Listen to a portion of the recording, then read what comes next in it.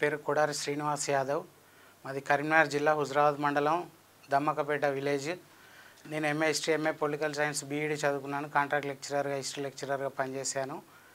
అయితే నేను జూలై 19, 2014 రోజున ఆనాటి ముఖ్యమంత్రి చంద్రశేఖరరావు గారికి ఒక లేఖ రాశాను. ఆ లేఖ ఏంటంటే విషయం, మా ఊరి చెరువులను మేమే పూర్తిగా తీసుకుంటాం స్వచ్ఛందంగా, ప్రభుత్వ నిధులు అవసరం లేదు మాకు. ముఖ్యమంత్రి గారు మాకు ఎంఆర్ఓలు జేసీబీలను ట్రాక్టర్లను పట్టుకోకుండా ఫైన్లు విధించకుండా జీవో జారీ చేయండి అని రాస్తే ముఖ్యమంత్రి గారు ఏం చేసిండ్రు, ప్రజలకు అప్పగించకుండా చెరువుల పూటికతీత విషయాన్ని గవర్నమెంటే టేకప్ చేసి టెండర్లు వేసి పూటిక తీసింది.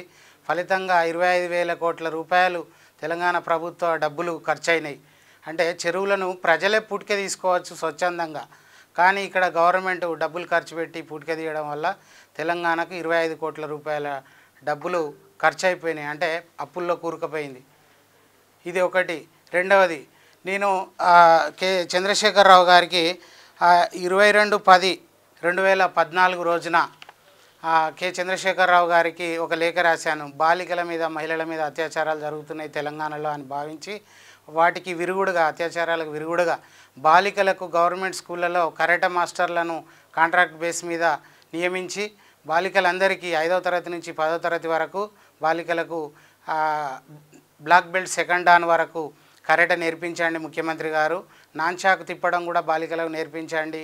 భవిష్యత్తులో మహిళల మీద అత్యాచారాలు జరిగాయి, బాలికల మీద అత్యాచారాలు జరిగాయి అని నేను లేఖ రాస్తే, బాలికలకు కరాటే నేర్పించకుండా, కరాటే మాస్టర్లను నియమించకుండా జస్ట్ వాళ్ళ దగ్గర ఉన్న పోలీసులను పెట్టి, షీ టీంలని వారికి పేరు పెట్టి పురుషులను, సమాజంలో ఉన్న పురుషులను బెదిరించే కార్యక్రమం చేశాడు.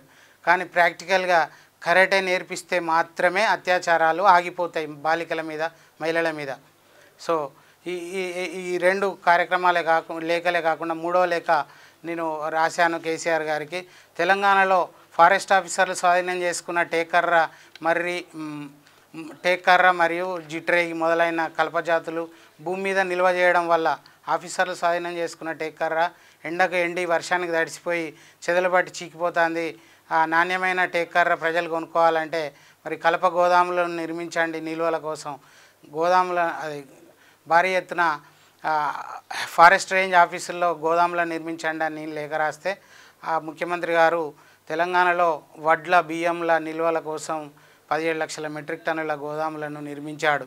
అంటే నేను ఆ లేఖలో ఏం రాసిన అంటే, ఒక క్వింటల్ బియ్యాన్ని వర్షంలో వేసి నెల రోజుల తర్వాత వండుకొని తినడానికి పనికి వస్తాయా ముఖ్యమంత్రి గారు?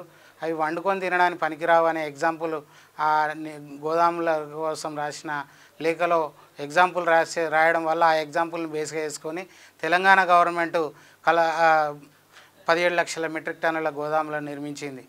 ఇంతేకాకుండా నేను తెలంగాణ ప్రభుత్వ ఖజానా నుంచి ₹1 కూడా ఖర్చు కాకుండా తెలంగాణను గ్రీన్ తెలంగాణ ఎలా చేయవచ్చో మీకు తర్వాత చెప్పగలను ముఖ్యమంత్రి గారని మొదటి లేఖలోనే మిషన్ కాకతీయ అంటే ఆ చెరువుల పూటికతీత కార్యక్రమం లెటర్లోనే రాస్తే, దీన్ని కూడా డబ్బులు ఖర్చు పెట్టి హరిత తెలంగాణ అని పేరు పెట్టి డబ్బులు ఖర్చు పెట్టి 230 కోట్ల చెట్లు పెడుతున్నామని కార్యక్రమం చేశాడు.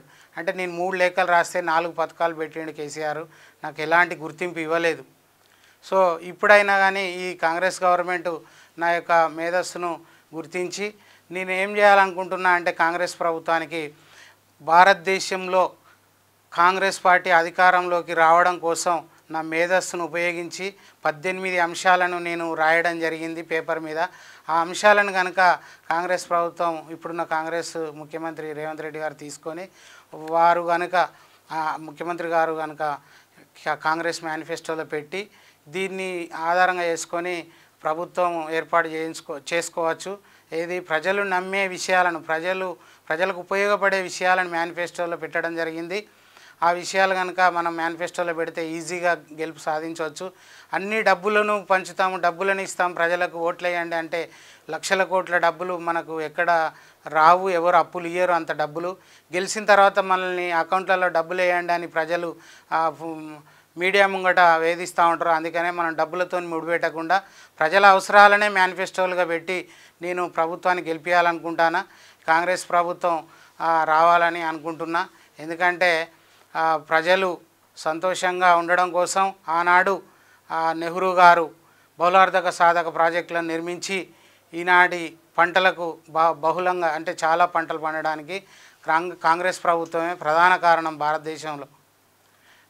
ఇది నా యొక్క విన్నపం కాంగ్రెస్ ప్రభుత్వానికి.